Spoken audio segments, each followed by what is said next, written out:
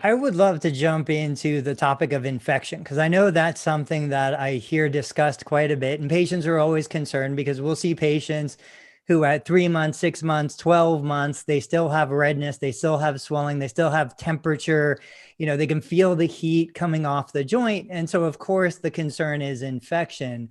What are some of the best ways that the medical system right now has to determine, yes, this is an infection? Or I know there's the occasional case where the patient has a sensitivity to the materials used for the implant. How do you find kind of where you're going to go and test for that? Okay, it's an excellent question. And this is something that people have made a career out of, right? So there's the infection gurus around the country, and we're constantly looking for ways of how can we diagnose infection in joint replacement. So you'll find pharmaceutical companies and companies in general just constantly coming up with different markers to test for and how we can determine.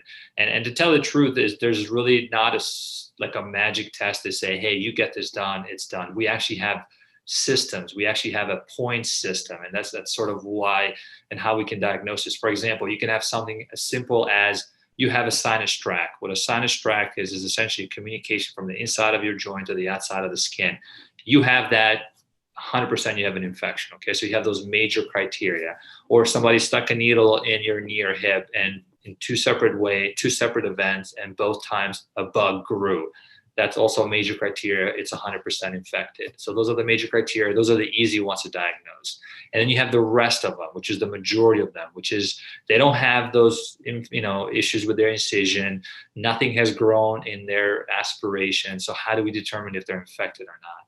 And so, what I do and what most surgeons do that deal with infections, we start with inflammatory markers. So we draw some blood and we see what are these special markers in our body doing? Are they elevated or they're not? If they're not elevated, you are almost 99.99% chance that this is not infected. So that's sort of a nice screening way of doing it. But if they're elevated, it doesn't mean you have an infection, right? You could have other issues. People with rheumatoid arthritis have elevated inflammatory markers. People with other diseases in their bodies that cause them to have this inflammation can have those things elevated. So we go to the next step, which is we put a needle inside the joint and sort of take that fluid. And I have a special laboratory actually in Baltimore that I send this to, and that looks for specific markers inside the joint fluid. And so what these markers are is if you have an infection, there are some white cells that fight infection. They release this little enzyme. It's called alpha defensin. So we test for that. And then we send that same fluid for cultures and leave that in a laboratory for 5 or so days to see if something grows. And even when we do all that, sometimes we still don't have a clear picture of, hey, is this infected or not, doc? But if it's, there's a few markers elevated, it's a point system. So we have a point system. If you're at that cutoff of 3 or 4 or 5 points, and I don't want to sort of bog down with his details, then the next step is unfortunate to go to the operating room. And then you've seen some of those patients on your forums who specifically go to the operating room just to get biopsies of this knee or hip. And they send cultures to see if, it's infected or not. And they come back and say, yes, it's infected, or no, it wasn't infected.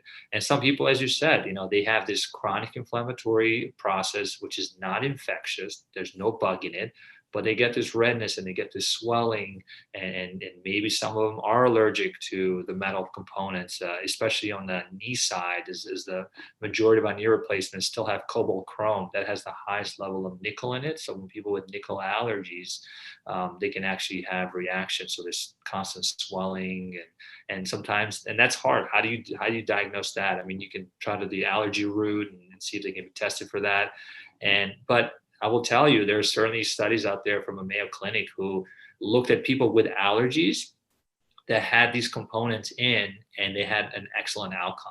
So, major centers like the Mayo Clinic, which is considered sort of like one of the best in the country, they refute the fact that these things are real. And so you were sort of battling the notion that here you have a surgeon that doesn't believe in that. It's not me. I still think there is some value to it, and there's special components we can use for those patients. I recently had a patient who had a nickel allergy, and we can use special components to put in their knee, so then it eliminates any nickel in their body to avoid it altogether.